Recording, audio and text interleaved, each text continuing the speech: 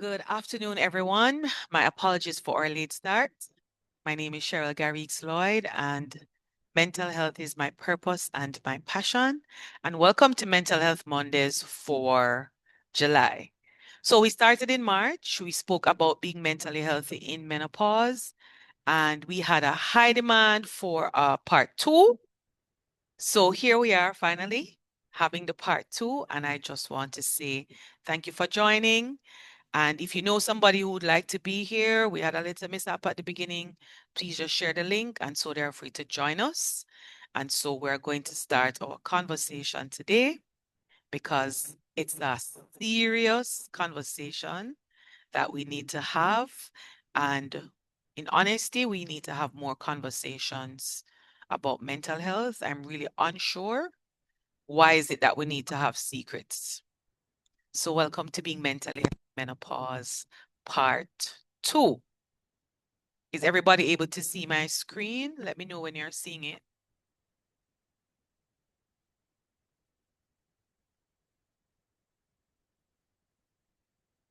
I know with the technology, sometimes it can just give us a little bit of a challenge. Anybody seeing my screen yet? Let me just check. Yes, You're seeing the PowerPoint? no, Or it's not up yet? All right, let me know when you're seeing it. we're seeing it All right. being mentally healthy. Let me just make it. There you go. All right. So, being mentally healthy in menopause, part two is our conversation today. And I am going to quickly recap part one because if you missed part one, it means you weren't here in March. And really, what we covered, we had three persons who volunteered to share their personal stories of their menopausal transition.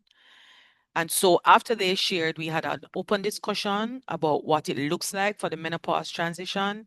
And then we focused in on being mentally healthy during the menopause transition. And so we're pretty much going to do a similar thing, smaller on the recapping part of it, and a lot more discussing on the being mentally healthy part of it. So I started off real quick with the definitions. And so when I started looking, one of the first things that jumped out is that I think it's a cultural aspect, and it's not just here, that has us experiencing the symptoms and saying we're in menopause. We are not necessarily in menopause, but we are perhaps in perimenopause. So, perimenopause is when we start to transition to menopause. It's a natural progression, and I would say, I'm not sure who wants to agree with me in the chat, but when we talk about our first periods, we talk about the kinds of periods we have throughout our lifetime, but there's not as much conversation about when we approach menopause. But perimenopause is a natural progression to menopause. So what's happening to us is that our hormones are changing. At birth, we have a whole lot of estrogen and progesterone. And so when we get to that point of perimenopause, these levels start to decline. And so what's happening to us is that estrogen goes down, progesterone can go up, and they fluctuate up and down, and that's what's giving us the problem. Contributes to our reproductive system, and as they decrease and or increase and or fluctuate, it throws us off completely. It affects other things like serotonin levels, which also go down. And while they are fluctuating, that is really what causes a lot of the symptoms, like a roller coaster for many people during perimenopause. Now, perimenopause can start as early as mid-30s. It can start late 50s. Some people are in perimenopause for only a short while. Some people can experience it between 10 to 12 years. And the thing that we have to note is that although our menstrual cycles will change, shorter, heavier, extended periods in between, and it's unpredictable because of the declining hormone levels, we are still able to be pregnant. So we have to be careful about that. And then when we have gotten to 12 consecutive months of no period, that's when we're at menopause. So We have no eggs because the eggs that we have in our ovaries that help us with this estrogen and progesterone, once we start getting older from birth, we are losing those. So when we get to perimenopause, then we have lost a significant amount. And by the time we get to menopause, we actually have no eggs left in our ovaries. We don't have much estrogen being produced or progesterone as well. And so 12 consecutive months is just about when we get to menopause. That's the time we're in menopause, not before. And then we have postmenopause. So after menopause, we are pretty much staying in postmenopause for the rest of our lives. For several persons, our symptoms will actually stop. And for many others, it will continue. It's usually less symptoms or they're more mild. And so that is it. However, it is noted that persons in postmenopausal phase are at an increased risk for osteoporosis and heart disease because of the decrease of the estrogen levels. So the estrogen helps us not just with our menstrual cycle, and you will find that the serotonin I spoke about as well. So while estrogen and progesterone are fluctuating and or just stay on the decline in menopause and postmenopause, serotonin is also affected, and serotonin has to do with our digestion or mood or sleep. And so several things are happening. So in the recap, this is what I'm saying to you. This was just a graphic I found, which was fantastic because there are a myriad of symptoms. And what we found was that many people did not realize that some of the symptoms they were experiencing had to do with perimenopause because sometimes we're not adding it up. So we get headaches, consistent, constant, different kinds of headaches that we can't explain. It could be our mood swings. It could be that we have a decrease in our mood. It can be that we start to get anxious and irritable. People talk about the irritability and the anger and the mood swings and going back and forth. The difficulty concentrating is a serious one. And brain fog with the memory issues. Many people complain about that in mid-sentence, or you know this particular word and you can't remember what it is, and the memory lapses as well. What many people associate menopause with our perimenopause as we are knowing it before we get to menopause is usually we hear about hot flashes. And a lot of people actually don't have hot flashes. There can also be night sweats, not just hot flashes throughout the day. Many persons start to have muscle and joint pains because our bones and our limbs are affected. Stiffness, long-term backache, muscle pain. We are losing muscle mass as we get older, and that's important for us. Weight changes is another one that people are frustrated about because what happens to them is that you're eating right, you're trying to be healthy, you're doing physical activity, and they are gaining weight nonetheless. It's a very challenging part. So the weight gain happens, all the clothes that don't fit. Energy and sleep, physical exhaustion and mental exhaustion because many persons experience insomnia. Can't fall asleep, can't stay asleep, brain is very active. And then, of course, if you don't sleep well, you're going to be feeling exhausted as that continues. The hair, skin, and nails are also affected. So hair gets thin or we start to lose hair. The nails get weak and start to break. Occasional breakouts will happen of acne, itchy skin, dry skin, wrinkles, loss of skin firmness, and even dark spots. And then I did talk about the serotonin. So we're having issues with our digestion, bloating, heartburn, upset stomach, constipation, diarrhea. Many people develop urinary frequency or urgency. And then on the intimacy side, sex drive decreases. We've had some people report that it actually increases, but then also persons have vaginal dryness. And I want to stick a pin just here to say we've had reports of overall dryness of mucous membrane. So people complain of dryness to their mouth, dryness to their eyes. And then in terms of intimacy going back, it also causes based on the atrophy of the vaginal muscle, the actual dryness, and even the low sex drive, it makes sex very painful. And so we have a whole myriad of symptoms that when we start to add them up, we're starting to realize that something serious is happening. So when we talk about mental health, communication is important. These conversations are important.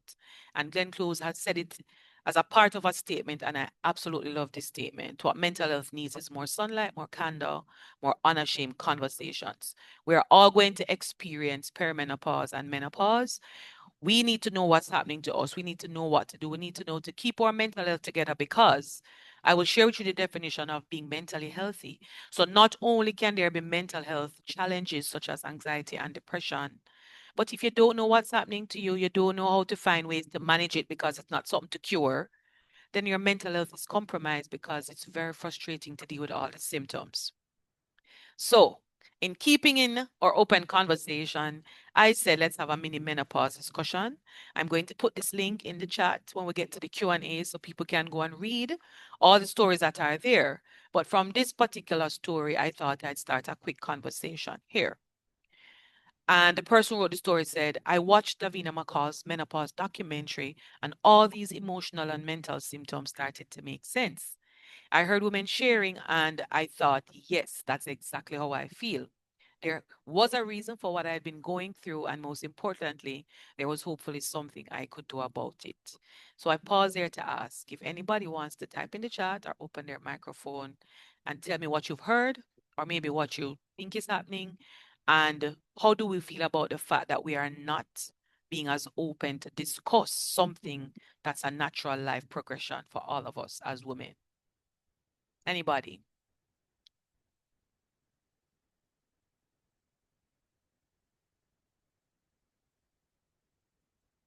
All right, everybody's quiet. Nobody brave enough to talk.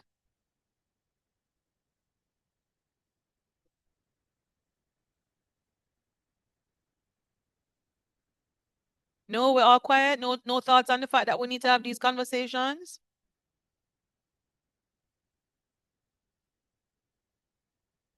All right, Yeah, go right ahead. Mhm. oh, okay.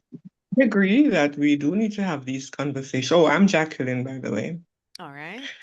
We definitely need to have these conversations. It's something that I've said, but my experience was when I started to, talk about that. We need to talk about it and, bring it into the limelight. People who are not at that point yet kind of looked at me like, huh? And it can be a really weird feeling and you feel so almost as if you're putting it on. Um, so seeing that, the emphasis is now being, the focus rather, is now being put on it, I think is a really great thing because it is something that women experience and too many women suffer in silence because they feel ashamed or they feel the perception of others who are not experiencing those things and don't understand them as if you're trying to get out of things, you're putting on, you're pretending, or why don't you just do this and fix it? And it's not always that easy. It's sometimes a process of trial and error, Correct. of trying to figure out what works and what doesn't work. And so when it comes to the point where you're in a group where other persons are sharing and you realize you're not alone, it really does help to make you feel more confident and able to deal with what you particularly are experiencing. And the symptoms vary from person to person. So those are my thoughts for now. I think it's a great thing that we can have this discussion. Thank you so much for sharing. I'm pretty sure there are a few people who have had that same thought. One of the things that we seem to shy away from is we could just snap out of it, or, maybe if you just got a AC for argument's sake, it would fix what it is. And it really isn't as simple as that. I think while we were doing part one, I had a haha moment and I said, why is it that I didn't have this conversation with my mom? Or why is it that maybe she never had it? And then I was saying to them, I'm beginning to think that this is the reason our grandparents were in separate rooms, because I grew up in the country and I saw them with separate rooms. And I'm saying they used to talk about it in the country as a change. When you're a child, I don't know what the change was. But then I was like, perhaps when my grandmother couldn't manage all the things that were happening, maybe they just opted to have two different spaces so my grandfather wouldn't have to put up with it. And I joked because in my mind I wasn't sure, but it really is a challenge if we're not having open conversations about what's happening. Katie, and I see your hand. Go ahead. Thank you. Good evening. I For me personally, I am sorry I missed part one, can I tell you? And if there is any way that I could see part one, I would love to.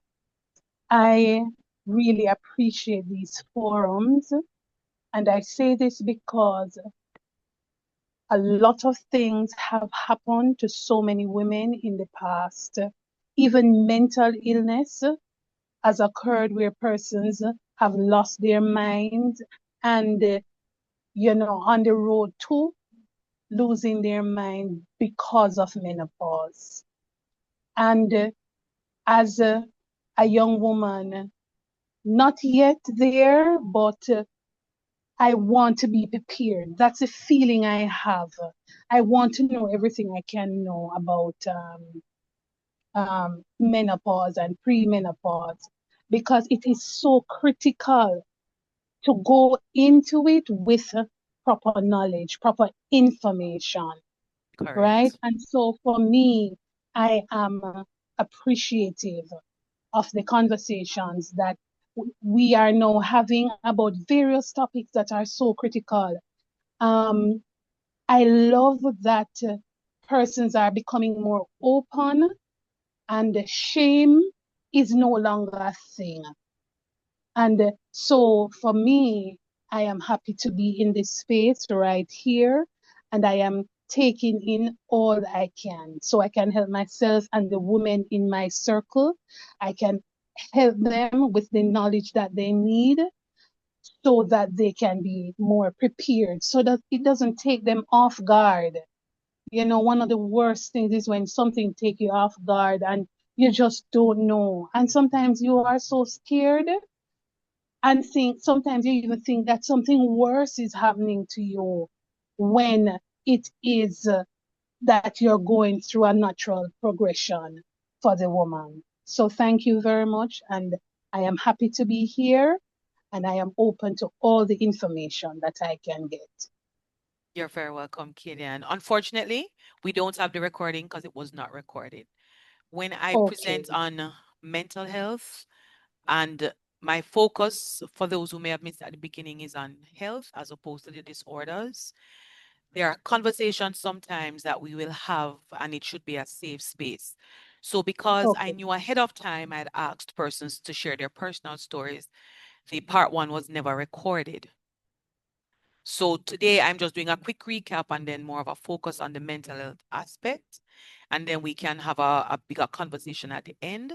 People can share, but if they're comfortable, if they're not, then we can maybe look at the chat because I don't want it to become that people don't feel safe to say what they want to say if they need to say something. So the recap was really that we covered some of these things and we're going to have another conversation looking at some of it because it is a natural progression. So how do we manage? How do we take control? And that's why I said invite the men if you have them anywhere near because it's a conversation for all of us to have. It's not just for us because we're going to experience it. They need to understand perimenopause and menopause impacts on relationships and destroys them because there's no communication and any understanding on what can happen. So overall, being mentally healthy is important. Being mentally healthy is a journey. It's not a destination. We don't get to being mentally healthy today and we stop. So I usually say to persons overall, if you're mentally healthy, you can respect and accept yourself with your strengths and your weaknesses. You can respect and accept others for who they are because we're not on a factual line. We're all different people. Being mentally healthy means we're able to cope with our daily problems and we have satisfaction in living. And being mentally healthy means we can adjust and adapt to changing situation. And this definition comes from the World Health Organization. So we're going to have challenges. Sometimes they are more than the daily ones, and we have to think a plan A, B, C, and sometimes we have to go down the alphabet. But generally, this is how we know that we are looking at being mentally healthy. Now, perimenopause can be one of those things that's not a daily problem and it's going to be challenging. And so what I worked out in presenting and that we're going to talk about now is I call it the 4 A's of being mentally healthy in menopause. And the very first one is awareness, because one of the main ways to be mentally healthy about any challenge we're having is to be very aware and knowledgeable about what it is. Acceptance is A. Number two, adaptability, flexibility, adjusting and adapting are key parts of being mentally healthy. And then for menopause, because that's what we're talking about, the other A and the last A is the alternatives. What do we do?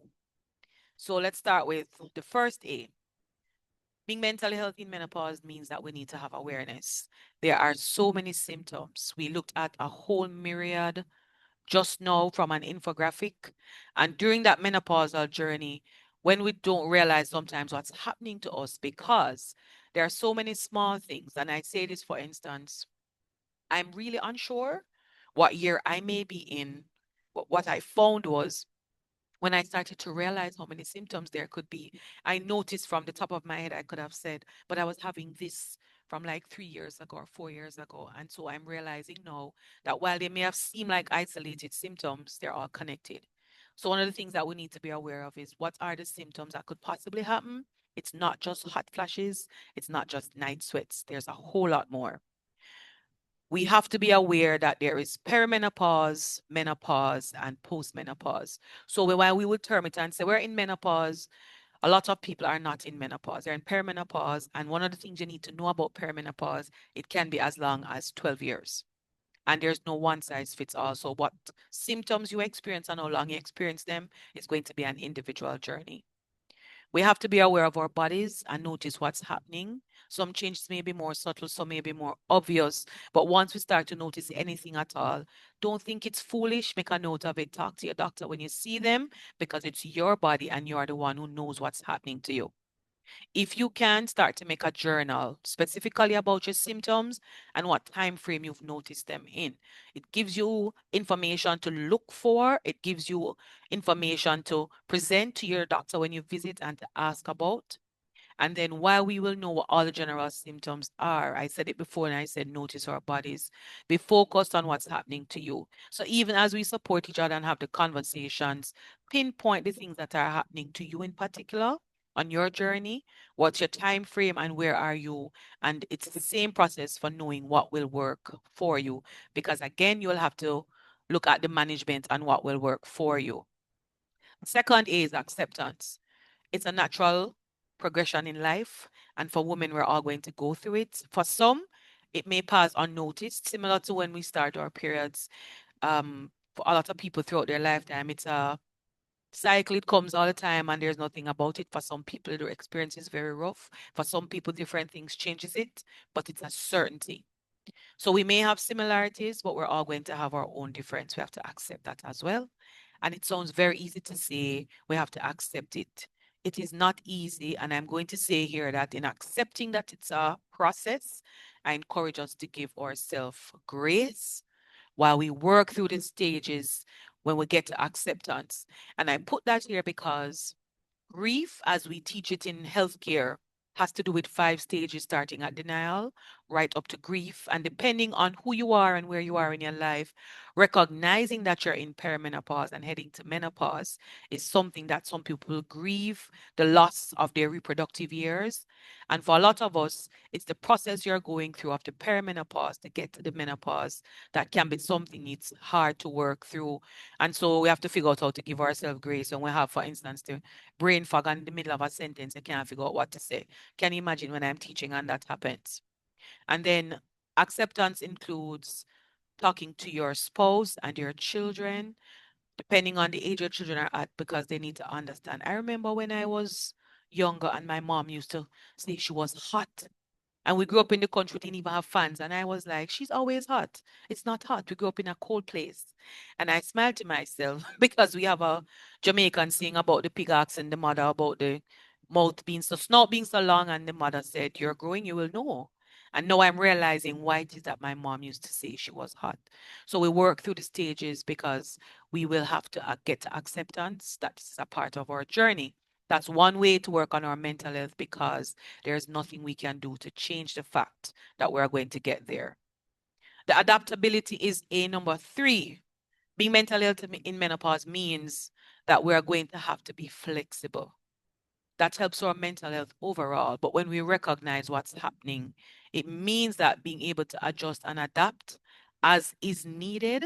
And it means also that there's a conversation for the other persons in our life because think about having the night sweats or the hot flashes, for instance, and needing the AC to be very cold and the other person is freezing, or suddenly the hot flashes have gone and no, you're feel freezing and you need to change the temperature as well. It's a process of adjusting and adapting. The adaptability includes being open to trying the management options until you figure out what is it that works for you, because it's a whole series of things that's going to happen. And then the adaptability, I would say, includes being brave enough to share and to learn if necessary, because it's a natural progression in our lives. We have to have these conversations and be willing to adjust and adapt ourselves into having the conversations, into sharing if we can, into supporting someone if we can, instead of it being something that's stigmatized and causes us embarrassment. So when people ask me these days and I'm smiling and I'm saying, honestly, if you ask me how am I, I'd say I'm tired. So I'm having perimenopausal insomnia, which means during the days, at some point, my eyes burn and I am really exhausted and fatigued. And I've just been open to say it because there's no point to hiding it. And because I have to go through it, I'm opting not to be embarrassed by it. Being mentally healthy in menopause means we have to know what our alternatives are. What are the management options that are available? What are the ones that are available to us? So, for instance, what do we have in Jamaica as a treatment option that we could consider? Know what options you are open to, because there's a whole conversation on the hormone replacement therapy, and many people are a little skeptical, but you have to find out the information. Is it here? What do they have here? And are you open to exploring it as an alternative? Speak with your obstetrician gynecologist and work out a plan that you will be willing to try, to tweak, to adapt and adjust, that will work for you. Consider creating zones of safety, I like to call them, in your workplace or at home. Where in your home is a space for you in that moment sometimes when the mood swings happen and or you just feel angry out of the blue, that you are able to just calm down. And our workplaces need for us to come together and create these zones as well, because sometimes persons need to understand. So I had a story where the lady said she started having palpitations of her heart whenever her hot flashes were coming on. And because she realized that what she started doing was when she felt the palpitations, she'd go to the bathroom. But where can we have a space of safety? Where can we do the educating in our workplaces to facilitate the fact that we may need a second, just a second, to catch our breath when we may be experiencing any one of these symptoms? Alternatives include a support group if you think it's necessary. If you can't find one, let us start one, because the truth is everybody needs to have some kind of support. And sometimes it's really beneficial to our mental health to have a group of persons where you can just simply talk and they understand exactly what you're saying, where you can share things and you may find that something they said may work for you, something you said may work for them. So we have to consider these options. Share resources. If you have a good book, if you found an interview somewhere, if you have a webinar like today, if you know where there's a support group, let's just share them, because that's an alternative. Once we are able to process the information, to understand what it is, and to know where we are, that's a good alternative on what we want to do. So my A's are the 4 A's to being mentally healthy, and I'm going to share a little bit more. So we need to be aware, we need to be at acceptance, we need to be adaptable, and we need to know what our alternatives are. So once we look at that, we can apply it overall. So this is another infographic I found that spoke about mental health and menopause, and we're pretty much going to talk about some of these that I've taken out and I've highlighted, because I'm going to ask you to type in the chat. What symptoms have you heard?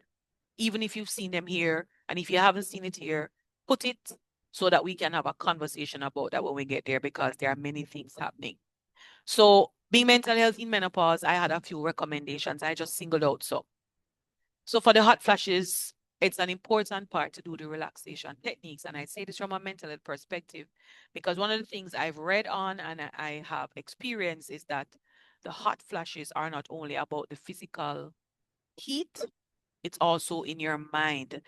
You cannot will it away, one. And two, sometimes what you find is despite any cooling method or technique that you try, it will have to pass.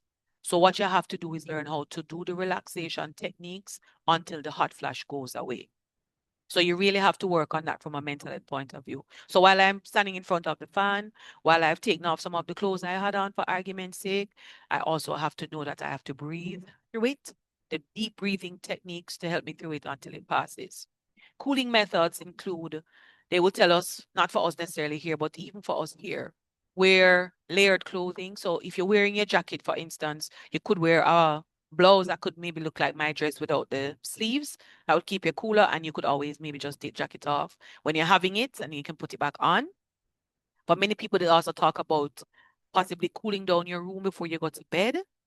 And they talk about wearing cotton clothing for both the hot flashes and the night sweats. The nutrition changes they recommend here include caffeine, alcohol, and spicy food, limiting those because while more research needs to be done, there has been a link that having these things regularly and in large amounts contribute to the hot flashes. So that's caffeine, alcohol, and spicy food. I mean, we're Jamaicans, we know the spicy food part go. But it is a recommendation. If you notice, you can always try to cut down on yours if you're having it and see if it makes any difference. The night sweats are similar, but also they recommend the cotton clothing, not for just when you're sleeping, but also for your bed sheets. And there have been 2 suggestions of persons who have gotten cooling pads, or they have used like a towel and put it in the freezer, maybe for an hour before bed. Put it in a plastic bag, and what they found is they put it under their pillow. And so what you do is each time you turn your pillow over on the cooling pad, that side is cool, and it helps to keep that section cool when you turn it over. Barring that we're going to have to just get cool, change your clothes, but that's a suggestion. The brain fog, regular mental health activities that stimulate your brain and keep it active, crossword puzzles, doing the Sudoku, doing the Scrabble, and other things like that. However, it also helps to just do simple exercises each day because for some people, some things that happen to them with the brain fog, along with the decrease in concentration sometimes, while the concentration will come back, a lot of them. So I had one person who said she started having a challenge with reversing her car. And even when she worked on it and she was doing better with other things, the reverse still stayed poor. And so, for instance, she just went to work early. So she had time to park when she needed to reverse. So there are some things that are going to happen to us, and that's what we have to work on it. So we have to do the mental health part. Now imagine you know to reverse and drive all of your life, and suddenly you're having this problem. And so we're going to have to be able to get to that stage where we realize, all right, we're working on it. Some things are going to change. Some things may not change a lot. And that's what we have to work on. For the insomnia, many people consider insomnia. We talk about the fact that we cannot fall asleep. So there's difficulty falling asleep. There's difficulty staying asleep. And so for some people, they don't sleep at all, just watching the clock all night. So they encourage us to have a sleep hygiene routine. Practice going to bed at the same time if possible each night. Practice going to bed when we feel sleepy instead of fighting it. For many people, sometimes they have to consider slates. We have natural ones. We have medications that we could take. It's not that easy. I'm just sticking that pin in here as a mental health nurse to get addicted to sleep aids. But our minds need rest and sleep to recover and to be renewed. And so if you're finding yourself a week, 2 weeks, 3 weeks, and you're really not sleeping, or you wake up and think you sleep, but you can't explain this exhaustion and fatigue you're having, you're probably not sleeping well. And the other thing that can happen with the insomnia when you're not sleeping all night, so you difficulty falling asleep or staying asleep, is that you can get sleep apnea. And it's also worse during the summer periods when it's hotter. So when you wake up, if you're feeling exhausted and you can't explain why, when you assume you sleep, you're probably having a sleep challenge, and sleep aids are something to consider. So some persons will tell you, my suggestions are throughout. They have melatonin. Some people use soursop leaf since we're Jamaican. Some people use chamomile tea, and some people will take a prescribed one like Xanax, for instance, over a short period of time to help them with getting some sleep. Weight gain. You still have to eat well. So nutrition overall should be healthy eating habits. We still have to do the physical activity. What can you do? How many steps are you taking? Do you actually go to the gym? Do you do some other activities? Because even though you're going to gain the weight based on the hormonal changes, it will change. And so you have to still make sure you're taking care of yourself. So we talk about depression and anxiety as 2 of the mental disorders that can be developed. And people explain that they have this overwhelming sad feeling that's persistent and consistent, or the anxiety that people experience as opposed to being usually they're calm and relaxed self, they're finding that they're so anxious about things. And anxiety includes for many people the palpitations that they have, the heart palpitations, and or the chest pain that takes them to the emergency room because they feel like they're having a heart attack. So it can be a part of the anxiety, and it can be an anxiety attack or a panic attack. So these will include a conversation with your general healthcare practitioner, if that's a doctor or even your nurse practitioner, and or a psychiatrist, because sometimes it may mean that persons have to actually get anti-anxiety medications and or antidepressants. It's a phase that you're going through. It has to pass, a pervasive sadness. And please be aware that we can use relaxation techniques. So we use deep breathing, we use visualization and so on for the anxiety. And sometimes use that with the medication. But for depression, it can mean that sometimes people can have what we call functional depression. So they get up and they go because they have to, but they are struggling under the weight of the sadness and the very sad feelings and or the low mood. And so this is a serious conversation we need to have regarding experiencing depression or anxiety and how it affects our mental health in menopause. Hair loss. Some people have thinning hair, some people start to lose their hair. What is it that works for you? Or hair is a part of what is to us inherent in our beauty. So imagine when you realize your hair is falling out or your hair is thinning and it doesn't look like your hair anymore. What are the possible solutions? Do you need to cut it? Do you need to do restorative hairstyles and wear wigs? Do you need to braid it for a while? Do you need to just give it a break while you look at, for instance, sometimes hair loss supplements? Hair loss includes being hydrated. And remember that we're having night sweats and hot flashes. So we're dehydrating, and so that's a possibility. I have to also consider that we need to improve on our nutrition regarding the hair loss. Urinary issues. So some people develop um, bladder incontinence. They start to have urinary frequency. So you find yourself need to go to the bathroom all the time. From a healthcare point of view, for some people, that's one symptom that could indicate diabetes. So maybe you start to think that, but it can be one of the things that happens. There can also be urinary urgency. So you find yourself needing to go and you literally can't wait. Again, it's a conversation to have with your healthcare practitioner or your OB-GYN. And one of the things that you can also consider are the Kegels exercises to help with the pelvic floor muscles and or to help us to just work on controlling that. Because again, the conversation is that when you get to perimenopause, some symptoms will be less and some will be gone. We talked about the fact that the dryness is of the mucous membrane. So if you're experiencing eye dryness, now this is a conversation for your ophthalmologist because you may need to get eye drops that are really just providing moisture, one, and or one of those eye drops that helps your eye to create its own moisture. So this is a serious conversation again. For the mouth dryness, sugarless candy usually helps when your mouth is dry. And you also have to discuss with your dentist because once you're having dry mouth, it can affect your teeth. We spoke about the vaginal issues. It's starting with the issues with the sexual intimacy. So if you're having atrophy of the vaginal muscle, if you're having any kind of vaginal dryness, if you're having sex and it's painful, this is another conversation because the pelvic exercises can help.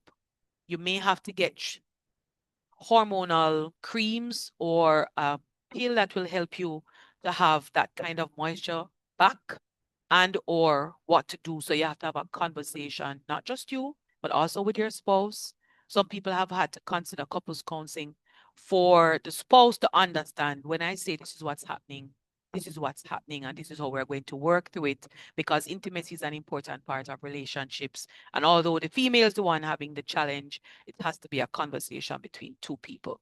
So this is by no means exhaustive list. I had two spaces because I said perhaps somebody has something to put in the chat that they may want to share that they've experienced or heard about and a recommendation.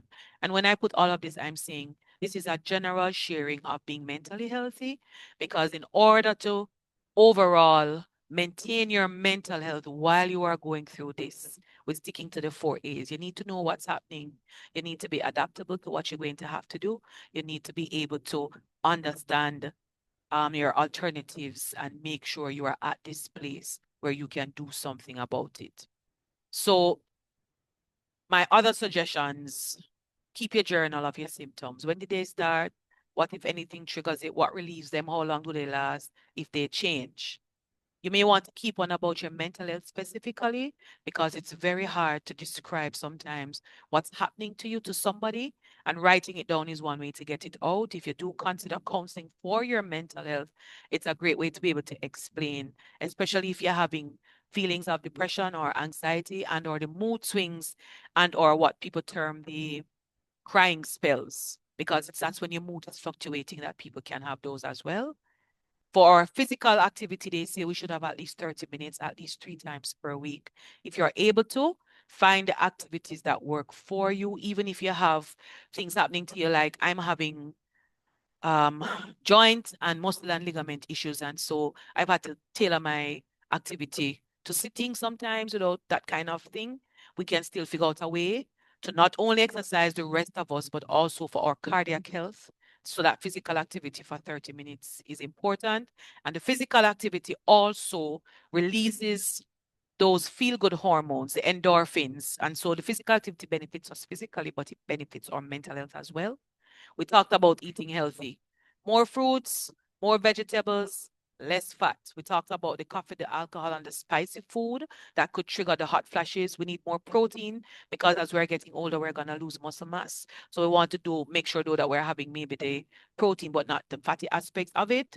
And we also need to find out, it just went right out of my head, my apologies, that there are some vegetables that may have what they consider to be natural hormones.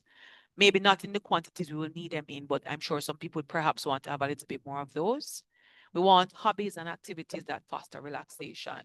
We need to be able to socialize, so we shouldn't start hiding ourselves away because you don't want to have to explain what's happening to you. We need to have me time. Self-care is an important aspect of being mentally healthy in menopause. We're going to have to prioritize ourselves. What can I do to address these things that's happening to me?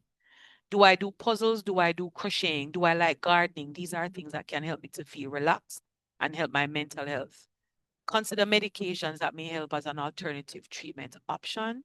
So I had one person who said the symptoms she was experiencing in perimenopause was so bad that even though what she had initially heard about the hormone replacement made her fearful, when she spoke to her doctor and did her own research, she opted to do the hormone replacement therapy.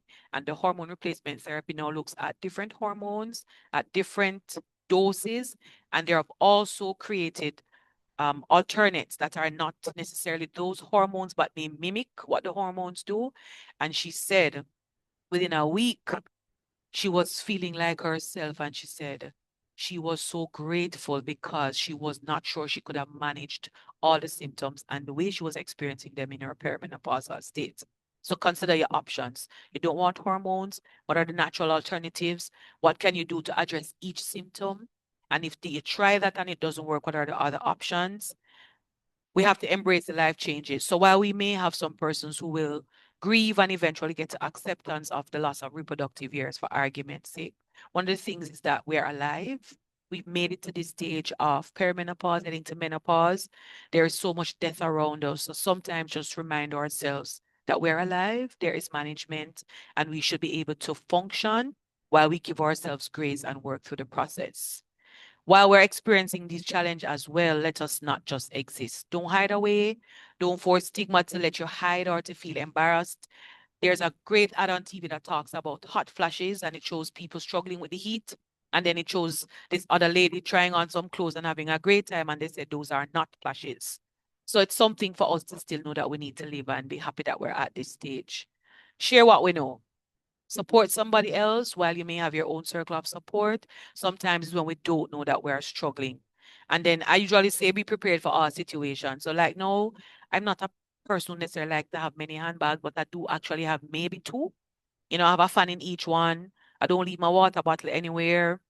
I have a couple of painkillers. I listen to my body so I know when to avoid certain things if I can't manage it.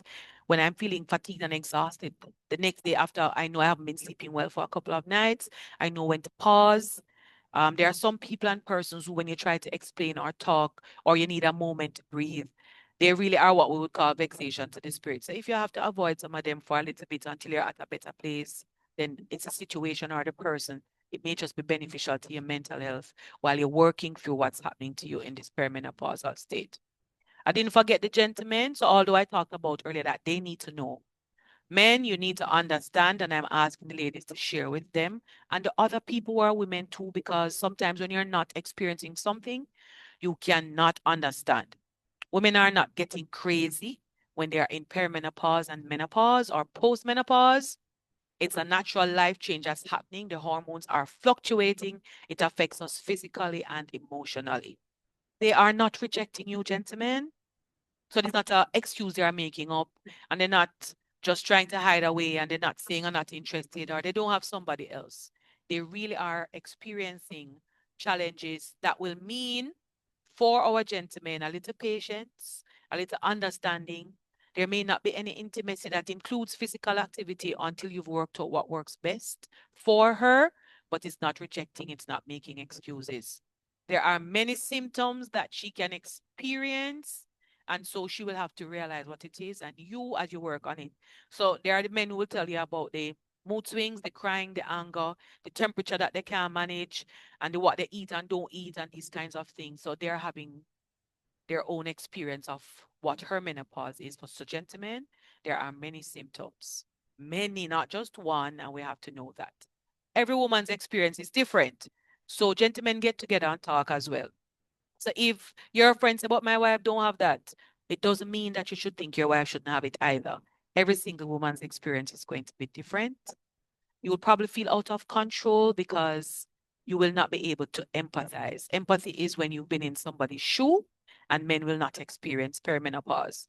You can sympathize, and even when you sympathize, sometimes all the effort you will make will still feel like you're not sure you can do anything at all to help.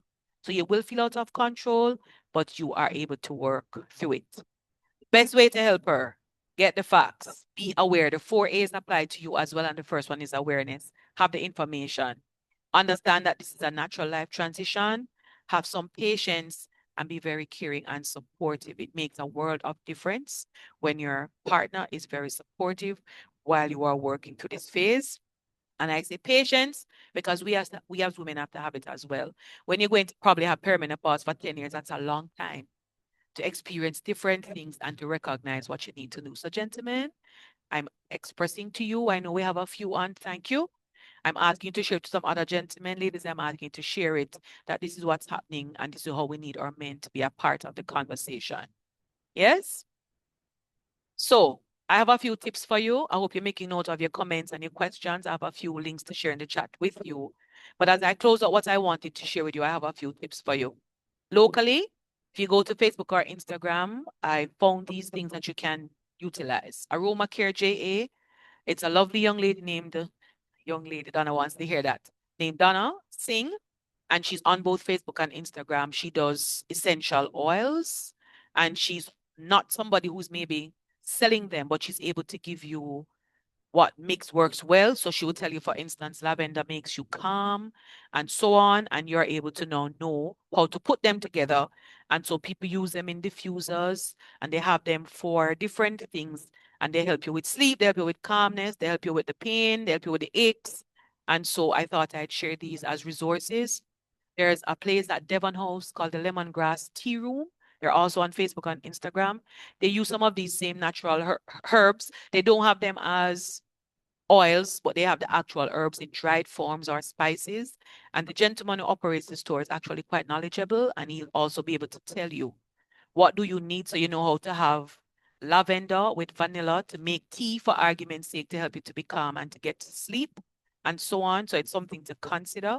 I know one of the challenges we have in Jamaica is that a lot of the things can only be in Kingston, for argument's sake. So the lemongrass tea room is at Devon House, but the aroma care, based on how you are to mix those oils to use them, then perhaps have oils where you are and you're able to now utilize that. Talk to your obstetrician, gynecologist, the ones that are especially menopause experts. Yours will have some information, but not all of them are certified as menopause experts. So again, do some research. I think off the top of my head, I would know we have a Dr. Verna Brooks, I think, Dr. Thomas and Dr. Acosta, who I know are certified menopause experts.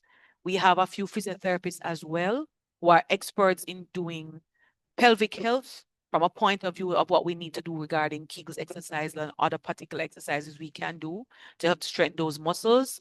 And there is a combination of two lovely ladies on Instagram. They call their program Menopause Monday. That's something that you could follow. So you can also get more information on that. And I found two wonderful books written. There I say it, everything I wished I'd known about menopause. And the other one is called The New Menopause, Navigating Your Path Through Hormonal Change with Purpose, Power, and Facts. The second one's written by a doctor, and the first one, I believe, is written by an actress, and she talks candidly about experiencing menopause. She started in her mid-30s and what she wish she had known, and she's deciding to share it. So I'm just sharing that with you. And I'd like to close by saying the things that we have to look at overall today. When you're mentally healthy, adjusting and adapting is important, and this is a life transition. Menopausal transition or journey is a part of our lives. There's no one size fits all for management. There's no cure. It's managing the symptoms and recognizing that they may stop and or just decrease, or the symptoms will decrease when we get to menopause and post-menopause. Gentlemen, we included you because the knowledge is not just for women. We need to know and understand. We need to be mentally healthy while we process through the transition, but you need to be right there with us. And the 4 A's should help us not only with our menopausal journey, but with our mental health journey for our lifetime. And so I just wanted to say, I'm hoping that when you apply the 4 A's and look at what we have, that we have a good conversation. My references, we're at the Q&A's. That is perhaps how you can find me, because I opted to talk about being mentally healthy in menopause today, but I talk about mental health and well-being as it applies to any and all things. So I could also put those links in the chat when we get to the end. I am on Facebook and Instagram as a Mentally Healthy You. That's my brand.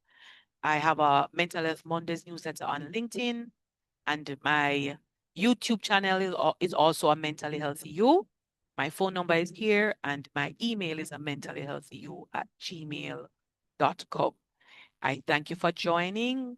We started late, but we do have a few minutes to do the discussing, the questions, the comments, the suggestions, the recommendations. And so I am open to hear that while I will share the links I had for you in the chat. Thank you. So feel free to put it in the chat or to raise your hands. Mrs. Mark, I see your hand first. Go right ahead. Thank you, Cheryl. Thank you for your wealth of information, and I'm sure we all, benefited. All right, so because I have to leave the meeting, I put my hand up first. Right. So I wanted to say that you mentioned about palpitations at some point. Yes. And I'm thinking that maybe that's why the caffeine and the alcohol might not be a good idea, because some persons might have palpitations. The palpitations will come from the caffeine, or it can be the alcohol. Right. Also, it can come from the anxiety that you experience. And just the overstimulation from hormones itself. Yes, and the hormones fluctuating. And so they also encourage you to stay away from those for that reason as well. And then also because of the alcohol and the so I just wanted to reinforce caffeine that. and the spicy foods, they also encourage you to stay away from it if you can, because it can also make the hot flashes worse. Right. Yeah. And also I'm thinking, just in the future, I'm thinking that the men online might want to hear about andropause at some point. I don't know how and when. Which is true. But just a thought. Just a thought. Just a thought, but I'm sorry I have to leave. That's Thank you all so right. much. Thank you so much for joining. All right. All right. Anybody else? What are your comments or your questions or your concerns? I'm trying to find the link so I can share them with you while we keep going until we're done. So let me hear.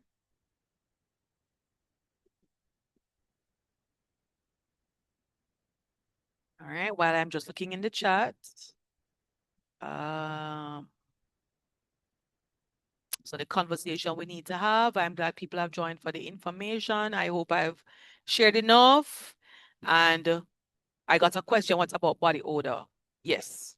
That's one of the ones that I was saying. If anybody has anything else to suggest at the particular ones that we singled out, body odor, not just body odor, also our vaginal odor and discharge will change. And that's also something else that we need to be aware of.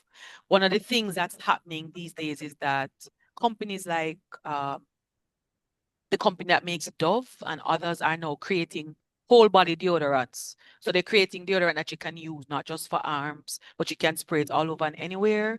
Some people opt to use other skin supplements, so the particular lotion you may use, and or recognizing that sometimes it's your odor is going to change and you try to work on it. Nobody wants to feel like they're not okay. You don't necessarily want somebody to tell you, but it's part of what can happen. So the vaginal odor and also the body odor is something that can change. Karen, I Yes, saw good your hand. Go evening. ahead.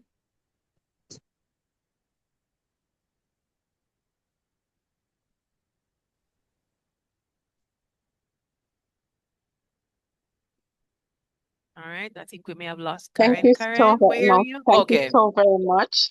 I was not able to find to unmute myself a while ago, but I All just want to right. say thank you so very much for sending me this link. It was very, very informative. And one of the questions that I would want to ask, is it that you could be going through premenopause from as early as 30s and not recognizing it?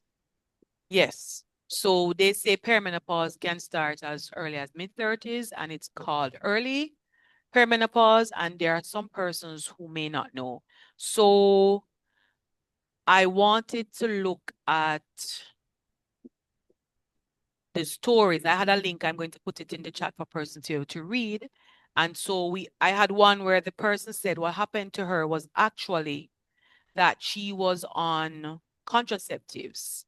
And when she was on her contraceptives, her relationship broke down. She decided to give herself a break. And what happened to her, she was in her early 40s, is that her period did not come back.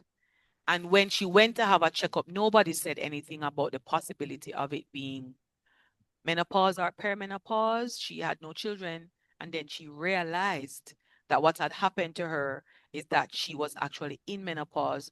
So she went through the perimenopausal period without any changes that were noticeable to her.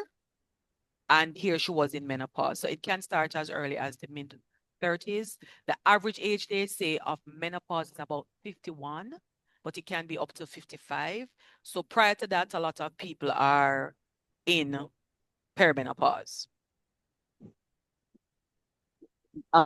Okay, thank you so very much. Because at times I remember trying to get, I was feeling so out of it, so angry and aggressive. And then I wanted to find out maybe this was something that I was going through. But when I did the blood works, it said I wasn't.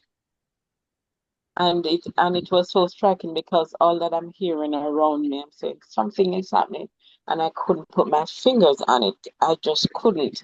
And then to confirm, the blood test confirmed I wasn't. So it is so strange that you can be going through it and it's not picking up in those blood work. Well, let me explain the blood work to you. So when they're testing your blood, what they're usually looking for is a decrease in the estrogen. So looking at the follicle stimulating hormone, which is the FSH, they're looking at the progesterone. The truth is that during your menstrual cycle, the hormones can fluctuate. And during perimenopause, they also fluctuate. So just the blood test, if there is a change in it, unless it's a drastic change sometimes, the blood tests don't always necessarily confirm. They can confirm in menopause sometimes because in menopause, they are low and they stay low. During perimenopause, because they fluctuate, it may not be a good indicator of where you actually are. And sometimes some people say they perhaps went through it without a lot of symptoms. But when they start to look back and we talk about all the different kinds of symptoms you can have, some people start to say, oh, but I really used to have this palpitation and I couldn't explain it. So I have palpitations, and I remember when I noticed I was noticeably having them, I went as far to ask my doctor, could I get an ECG? Now I'm realizing there are several things happening, including the sleep apnea as a possibility of what can happen during perimenopause. And or for some people, these symptoms happen to them in menopause, especially if it is a surgical induced menopause, because when they have surgeries to remove ovaries and your uterus that puts you into menopause immediately. So it's the you have to know what's happening to you and then what do you do about it. Andrea, I see a hand. Go ahead. Yes, actually, this bounced back onto what that lady was saying Okay. when you mentioned about the progesterone. Now, my doctor put me on those pill. After looking, on it, and it says that, I can get my period back by taking those medication. Now, I really haven't taken it. They also let me try estrogel, and the estrogel now I find work for me because usually at night I'm in a lot of pain. When I go to bed, my feet I'm in so much pain. I elevate them. I do everything. I do warm bath. And nothing helped. But this estrogel seems to work for me.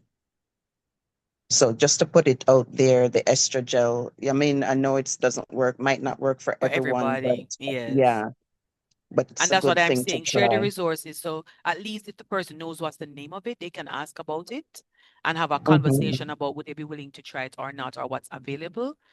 Because the hormone replacement medications can come in pills, they can come in patches, they come in, for instance, the estrogen cream is one that you can use for the vaginal dryness. So there are different ways in which they come, but also we need to know what do we have where you are, if it's an option or not. Because there's no point to wanting to try the estrogen for argument's sake, and maybe we don't have it here. But it is a conversation to talk about and to ask. So thank you for sharing that, Andrea. Charmaine, No go problem. ahead.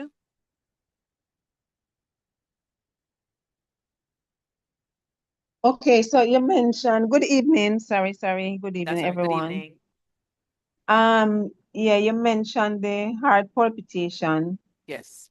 I didn't even know that it has to do with menopause until now. So I got it around 3 times, but the first time I felt it, I was a little I panic because I was saying, not a mercy, what if I'm getting a heart attack? Because I call it flicker. That's what it felt like my heart Yes. flicker.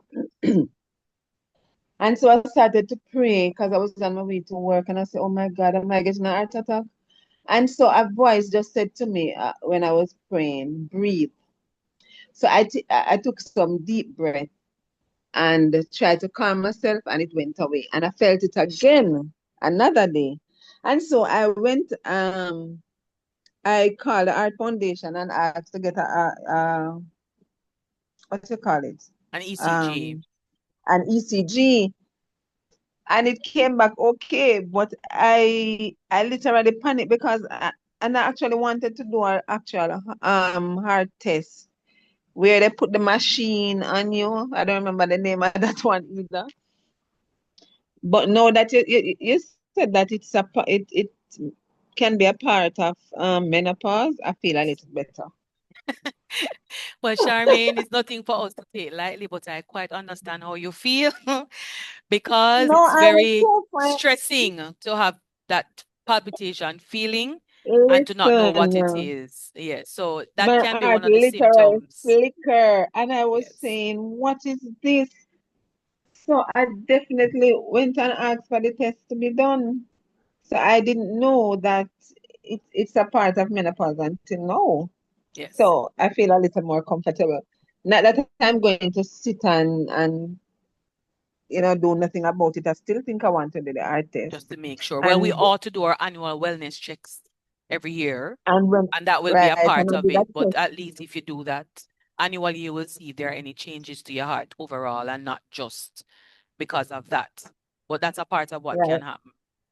And I'm waiting for some result as well because I did some tests for surgical. So I'm actually waiting to see if everything is okay.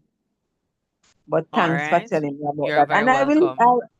the lady mentioned Easter gel. I will Yes. definitely look at that on Amazon. Okay. All right. I think I see Lavana and Simone. I'm not sure who was first. Lavana, maybe it was you.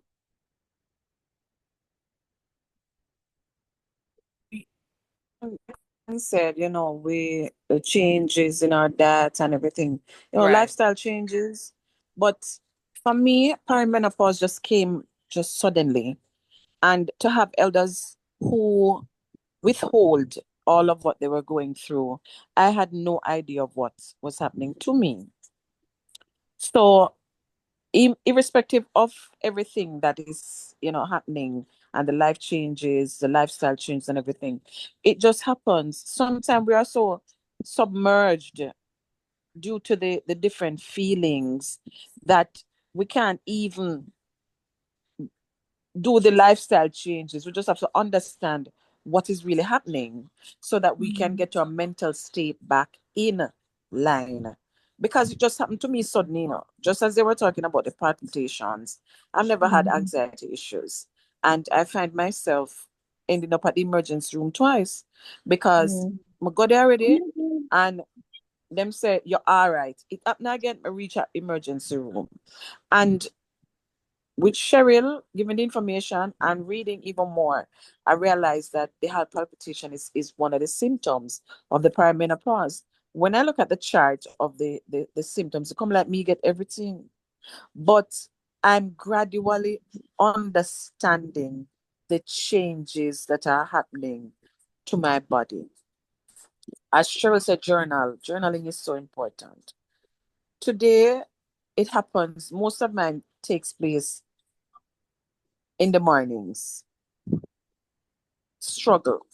But I am learning to understand the different process. You go, this one come today, it's going to come in a different form. So we're going into it with an open mind. And if you can, yes, do your exercise, do everything that you possibly can to help. But what I've realized that once it come, no matter what you do, it is gonna take its course.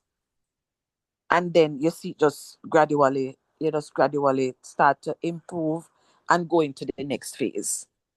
Am I right, doctor? Am I right, doc? That's just That my is how it will work. As experience. you learn how to manage it, it Right, gets that's my experience. easier to experience, and then you look Yeah, towards when you get to that because point when it will change. yeah, Yes. because I have improved and I must say thanks to Cheryl, me can call upon her. This can call upon her. I say, Cheryl, I'm alone I go through them something. And no. And then that kind of eases whatever anxiety is about to take place. Understand it's not you alone. The entire people them when at 35, 40 and year old go through it. You understand? And that eases. And as you said, group is important because we have The a support support. group of some Yes. elders where 65, 70, you know, them people there. And I listen and I understand because even today I was talking to them about the menstrual cycle. How did you feel? Because I realized that I'm feeling a lot of pain. And it's due to the disappearing of my period. So people tell you the different feelings, the different what they go through. Yes, we go through pain because I lost parts. You understand? So it's good when they can really talk and don't suffer in silence, ladies, because it's not going to help. As Cheryl said, talk. Even if you're so fool, talk. Even if someone in one area, find somebody else and talk. It helps your mental state. Believe me, it does. So I'm just talking from experience. Thanks a lot Thank for you so listening. much, Savannah. We're going to go for about 7 more minutes before we close off. So I see Simone, followed by Tiffany, and then Lauren, and we will close off. If anybody else wants to put anything in the chat in the interim, I'll try to answer those while the ladies are speaking. So Simone, go right ahead. Yes, thank you. Good evening, everyone. Well, my perimenopausal experience was different. My period came exceptionally heavier with lots of clots and pain. This went on and off, 3 months on, 3 months off, then it paused. Then I thought I was anemic when I went to the doctor. She said I was fine. Then going back, and this was when I was about 39, heading into 40. And then the memory loss, the memory blur. And then, just because I'm saying, what is happening? Is it that I'm going menopause, perimenopause? I was going into menopause, but I'm so young. But then it became progressive, and then about a year, nothing came. and then it came back and then it disappeared. So when I went to the doctor, she said that you are perimenopausal, and I'm saying at this young age, so just to be aware of what is happening, and then the sweats, the night sweats, I'll be bathed and going into the bed, and then all of a sudden, my husband say, "You feel so sticky." You're not, oh, it's that time. You're menopause. That's what they say. I went into it early, So just being aware and knowing what is happening with the body. So you have to know, Simone. That's why I'm saying we also have to be aware that for many of us in our minds, people used to say, "Oh, it's menopause," and we sound like the 50s for argument's sake. And we're saying perimenopause can be up to 10 years. It can start in your mid-30s. So just be aware. The last thing I'm going to say is that we have to remember that during perimenopause, we could still be pregnant. So let's just be careful on that part of it. Tiffany, go ahead. Good night, everyone. So I'm not sure if I joined on late, Yes. but I wanted to ask about the importance of how food is critical to how we age, and especially because we're women, you find that hormones, which is a big thing for us, foods play a critical role. So I didn't hear the part about foods and certain food groups that we can possibly eat. I'm fairly young, so I'm not at that age where probably I'd start to have say these symptoms of what you would call Perimenopause. perimenopause. Mm-hmm. But one thing I would have discovered over the years is that, especially if in a given month where I eat a certain way, I don't normally have period pains or cramp, but I will feel better. So, for example, when I eat a lot of foods like broccoli, cruciferous vegetable, Brussels sprouts, cabbage, I have a lot of like omega-3s, flaxseed, chia seed, pumpkin seed. Foods like from the bean family, very powerful. Black beans, chickpeas, lentils, because those things help to bind excessive hormones like estrogen and eliminate them from the body. And foods like the berry family. But one of the things I realized is that as women in Jamaica, the culture, we are typically at that place where we're eating the SAD diet, standard American diet. So we eat every food, dumpling banana in the morning, chicken and rice in for lunch. Go home, we eat something that's probably protein heavy base again. So you find that our diet is very crucial in how we age and how the hormones affect us when we get older. So to the point where we have a lot of hormone-driven cancer. One of such is breast cancer. So I wanted you to, talk to us about, yes, we know that conventional medicine and medication is also good. It will help to alleviate. But for me, I think that when we take care of our body internally with how we nourish it, we know exercise is critical. Sometimes as women, we don't even get the chance to exercise. We're not sleeping properly. But I find that if we try our best to eat properly, more green leafy vegetables, more beans, more berries, more omega-3s, more, try to eat probably a raw meal a day instead of eating heavy dumpling, banana, chicken, all of these things. I find that your body will respond better. You're feeding the hormones, you're giving it the phytonutrients and the phytochemicals from these food. Your hair will stay on your head, your skin will look more supple. I guess you'll just age better. So the question is how crucial it is for us to eat these foods so that we can have a healthy age in terms of, how the hormone affect us when we get older. Because all you eat now, or you take care of yourself now, I always tell people that's how your body will respond, especially when you get older. Well, Tiffany, I don't know if I have anything to answer. I think you've covered everything. So the focus on nutrition was not part of what was today. Today was about the being mentally healthy part, and the conversation we had about the nutrition included some of the things that would be better for us if we had it in less quantities regarding some of the symptoms that we can experience. And the other part was overall that we need to have a healthy diet, not just a bad diet for a period of time, but to overall have healthy eating habits and to ensure we're participating in physical activity. No two ways about the impact of that on our lives as we get older or even while we are younger.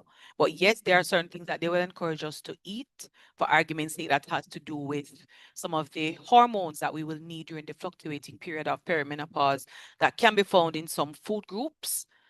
But in honesty, what you eat and how you eat it is a conversation for somebody to also have with their nutritionist and or their healthcare practitioner, because while it sounds good to say have more of this, don't have that, don't have this, or have more of that. For varying reasons, sometimes that's not as easy as it is for some people to eat. And because I'm not a nutritionist, I would not be going down into the depths of things like that. But it must be that we eat healthier overall. And the only thing I'll add to all of what you said just now is do things in moderation. And if you find that you're having too much of what's not healthy for you, just start by cutting it down little by little. If you can do cold turkey, great. But just start making those changes, because you are correct. What you eat when you're younger impacts your life when you're older. Lauren, as we close out. Hi, thank you for the opportunity. I'm sorry I joined late, Okay. but this is very informative so far. I hope I'll get the opportunity to get the recording. um, just say that, just want to say at 51 years old, maybe over a year and a half, I have observed changes in my body. The most notable change was my period coming very haphazardly. Sometime months at a time, I would have no period.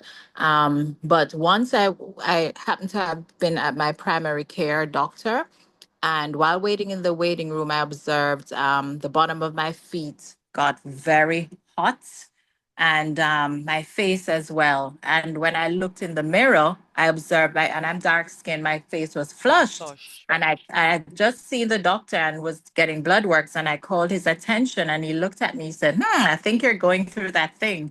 And then after that, apart from the period coming haphazardly, I started to get hot flashes.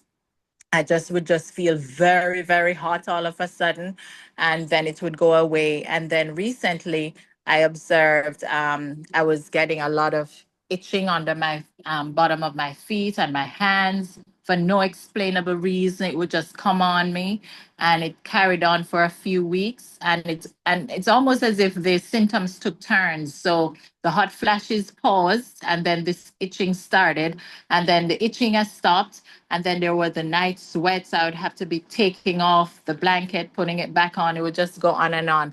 But I just want to say this, the heart palpitations drove me to the hospital. They did extensive workup on my heart. Nothing was wrong with me. It was just all sort of crazy things going on in the body. Um, but I'm just taking it in strides, and hoping that it will go gently into that good night, because it's something else to deal with. I'm telling you. As a matter of fact, December officially was the last period I had until about a week ago. My period just came back out of nowhere, and it lasted for 4 days. And so I'm just taking it in strides, letting it take me wherever it will, you know taking it like a champ. But we have to take care of our health. We have to walk more, exercise, because these symptoms can lead to other serious illnesses in the body. And we can't just take it for granted that, oh, we're going through perimenopause. We have to be on high alert for other things that could spiral out of, control as a result. Thank you. Thank you, Lauren. So I will say it as we are looking at closing out. We have to take care of our health overall. That should include our mental health every single day, not just because. And my mental health Mondays are every fourth Monday. So if you follow my pages on Facebook or Instagram, if you follow the YouTube channel, if you look at my WhatsApp, if you have my number, if you look at the Mental Health Mondays newsletter, this is just another initiative, Mental Health Mondays, to share. I share 1 week in every single month about mental health on a particular topic, but because we have to take care of our mental health all the time, it's not a destination, it's a journey every single day. Same way we look at physical health and eating right and doing the activity and doing the wellness checks that we should do every year to make sure that everything is fine, or if there's something we need to address, which also can give us an indication if something else is happening. The way we should pay attention to our bodies, I'm just encouraging us to just keep doing that all the time. So I would say to you, Lauren, that it is something we have to give ourselves grace with, and I'm going to close again. The 4 A's of being mentally healthy during the menopausal transition, because that's what it's called: perimenopause, menopause, postmenopause. Can start in the mid-30s, can go up to 55. So perimenopause, the average age they say of menopause is pretty much about 51 to 55 years. You are only in menopause if you've period of stop for 12 months. And we've had a few people who say in 12 months, it stopped, then it came back, once or twice, and then it disappeared again. There's a myriad of symptoms. Pay attention to your body. Write it down when you start. What was it? The itchy skin, and I'll also say this: perimenopause can exacerbate anything you already had. So if like me, you have eczema, it made it so much worse. So just pay attention. Lorna, I hope I answered you. So polycystic ovarian syndrome, or PCOS, and menopause are different things, but they're both related to hormone changes. PCOS has to do with the fact that women have more androgen or testosterone. So because of that, sometimes with the fluctuating of the estrogen and the progesterone, it can make menopausal be delayed, but they're usually managed as two different things because that's what they are. Thank you, Madam Tanisha. I am on Instagram and Facebook, on YouTube. My brand is A Mentally Healthy You. And so that's also my email address if you need to find me. I'm mentally healthy you at Gmail. And so I encourage everybody if you can, because that's one of the ways you'll find the information. Mental Health Mondays is twofold. First Monday of every month, there's a newsletter that comes out on LinkedIn. And on the fourth Monday, we have a live session and we have conversations about different things. At this point, I know we're going to be on Zoom on the 25th of August. What exactly that conversation will be, I'm not sure yet. So if you get to any of my pages and you're following me, or you have my number and there's something specific you want me to talk about, send me a suggestion or a recommendation. I have no challenges with that. I do know for the fourth Monday in September, we're going to probably talk about suicide, because it's suicide month and mental health is me. So, and if you have a suggestion for what I could talk about for my 1 week in August, then I'll also take your suggestions, because whether or not we're on Mental Health Mondays, I talk about mental health and a particular topic 1 week out of every single month across my social media. And I just want to say thank you to everybody who joined. I appreciate having you, and I hope we will continue to have these conversations.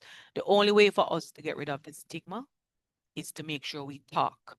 So as you are mapping your perimenopausal journey, or you're sharing with somebody or supporting somebody, the 4 A's are awareness, be in the know, have the information, know what's happening to you, know what's happening to somebody, what can you do, how to include your spouses and your children in the conversation or your workplace.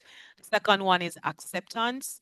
You have to know that this is a natural progression and journey. So what do you do? And then give yourself grace as you work through the stages until you get to acceptance. Adaptability is the third A. We have to be flexible and adjust and adapt, including knowing what will work for you and what won't. And the last A is the alternatives. What are my options? Do I want natural? Do I want to try this? Do I want to try that? What is it that's available? And am I willing to try those things? Because we don't have a cure. It's going to be management. And we have to find what works for you, because everybody's journey as women, it's going to be different. So have a wonderful night.